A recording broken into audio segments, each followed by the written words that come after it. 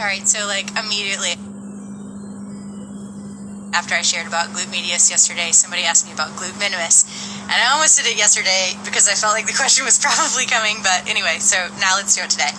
So glute minimus is very similar to glute medius in that it sits in the wing here of the pelvis and it comes out and it attaches to that bony prominence at the end of the femur. So glute medius is up higher in the wing and glute minimus is just lower in the wing, but they have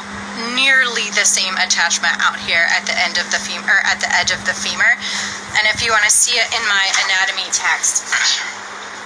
so here's glute medius that's been cut away and attaches right there to the edge of the femur, and here's minimus underneath the one that hasn't been cut that attaches in a very similar location to the edge of the femur. And because they're so similar, right, and so because they're so similar in location, they're also very similar in function. So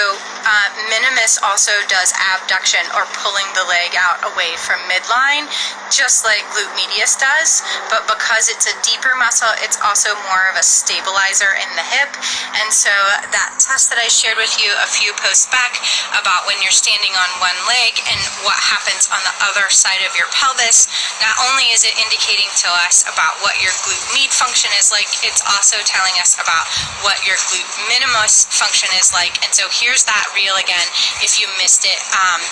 a few weeks back.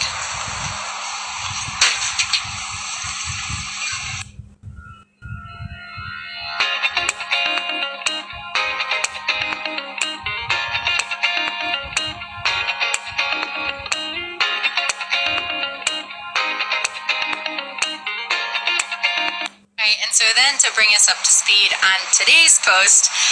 about pain in the front of your hip, which so often gets blamed as a hip flexor issue,